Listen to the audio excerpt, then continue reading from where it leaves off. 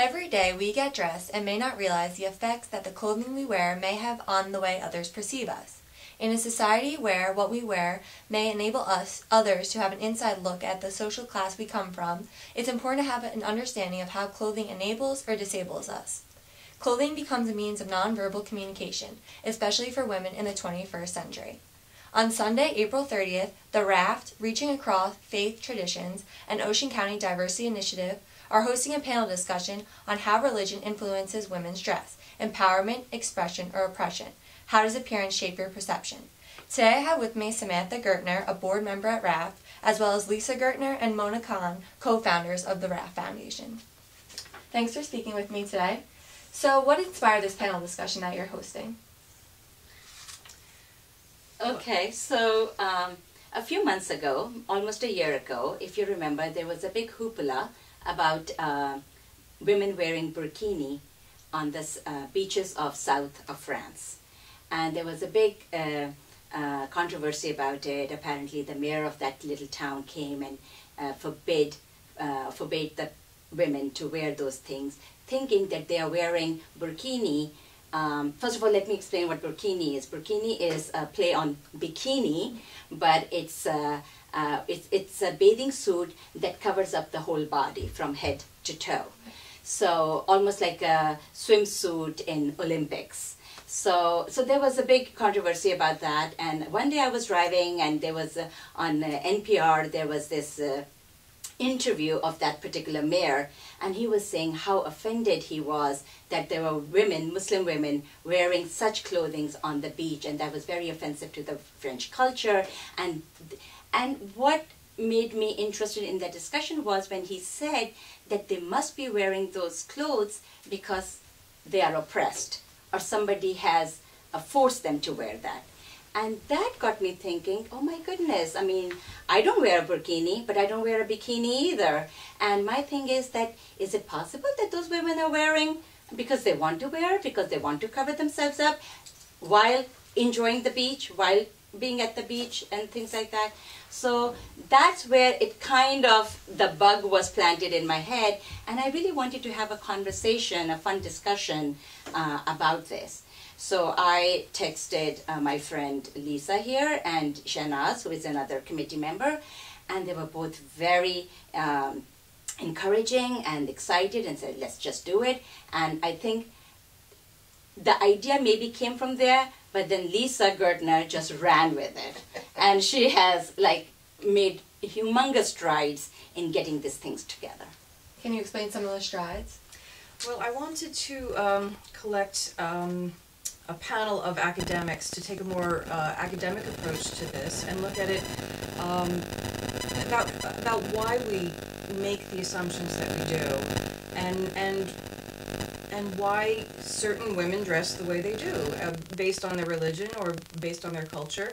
And I thought it was really important to at least open dialogue, because I think a lot of people make assumptions without really knowing the facts. And I think it's important to at least understand why people do things that they do, and then you can make a judgment, and not base it on a stereotype or on an assumption. At least you can understand why people do the things the way they do if you understand their culture, and you can ask them questions. And it's not that easy to just approach somebody that you don't know and say, why are you wearing that?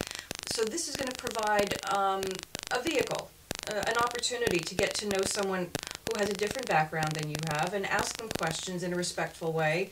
And you might be surprised that the more people I've asked why they wear things that they do, they said that it makes them feel very comfortable. It's not at all a sign of oppression, which I think might surprise some Western feminists who think that they're trying to help these poor women who have to be forced into this. And that's not necessarily the case. I think that it's really important to understand that. So the idea of choice is really important. Yeah. And with that being said, the panelists in this discussion, what is their relation to this topic? So I started looking for people who were scholars in Islamic studies, in Jewish studies, in Christian studies, as religious studies academics, And so everybody here is a PhD, and I also have one woman who is an anthropology professor, because I think a lot of people may say, well, those religions do this and influence how, or tell people how they should dress, but nobody tells me how I dress. And actually, I think that people don't quite understand on a conscious level that our society influences us every day with what we choose to wear, how we choose to represent ourselves.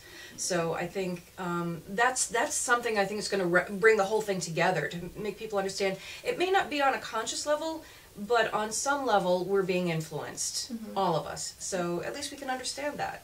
Do you think there's like a main focus in society today that really is bringing like light, like why these issues are so important today in society? Like, is there one specific thing?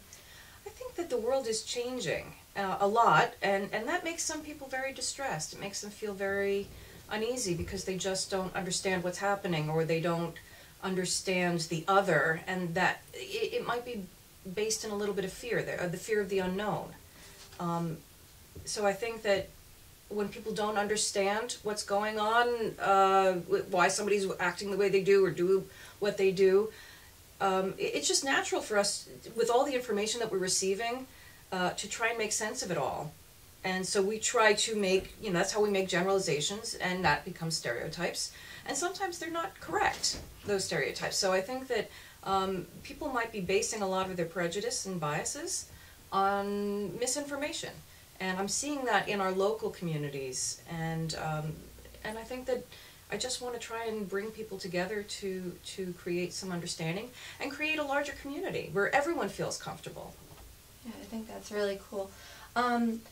Why is it specific that you're talking about women? Like, I mean, I know you want to focus on women, but are you like focusing on like men too, or people as a whole, about how like the way you dress can perceive the way people look at you? Or are you just focusing on the women aspect?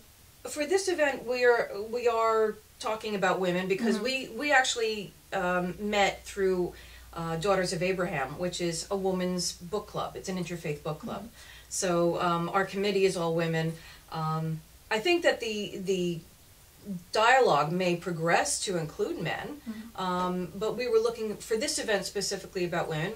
But we're thinking about future events where we can maybe bring children together. We'd like to include the entire community. So we're not just looking at women's issues in the future, but this event, we thought we would talk about women. Yeah, that's fair. So is this group, the RAFT, do you do any other initiatives? Like, have you done anything in the past that pertains to this?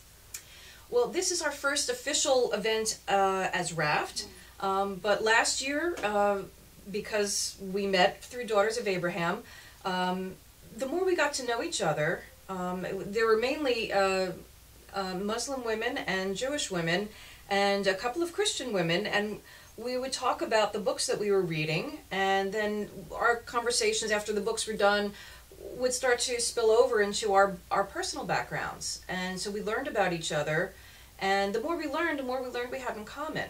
And you wouldn't initially think that. And it surprised us. So we decided to create what we were calling interfaith dialogues.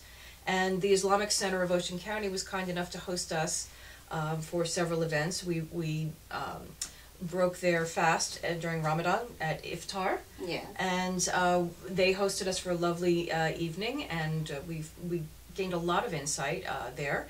And then we hosted an evening at my synagogue where we talked about the different approaches to Judaism. So we have had several interfaith dialogues in the past, but we didn't really have a name for it. So now we decided, if this keeps coming up more and more, so we should create an organization where people will recognize us and understand that this is who we are, and what we're trying to do is just bring the community together. So we came up with a name, and now we're moving forward. We're looking forward to many events in the future. Is there anything else you'd like to add about this event coming up on April 30th? Samantha, would you like to? I'm very excited about the event, and from it, we've been thinking about the questions we want to dissect with the group. I've come up with kind of a follow-up event that we can do in the future, more examining the fashion expressions of our faith and how beautifully woven or embroidered hijabs are just a lovely fashion expression. I'm wearing a star, that's my faith expression. And the way that we've brought these symbols that can be seen as dividing us into something that is uniting us, that we all enjoy that lovely expression. So I'm thinking about planning an event that centers more on that aspect of it. Sounds like it's going to be a great event. So on Sunday, April 30th at Ocean County College from 3:30 to 5:30, the RAFT and Ocean County Diversity Initiative will be presenting a panel discussion on how religion influences women dress, empowerment, expression, or oppression. How does appearance shape your perception? And thank you for coming in today. Thank you for having us. Thank you so much.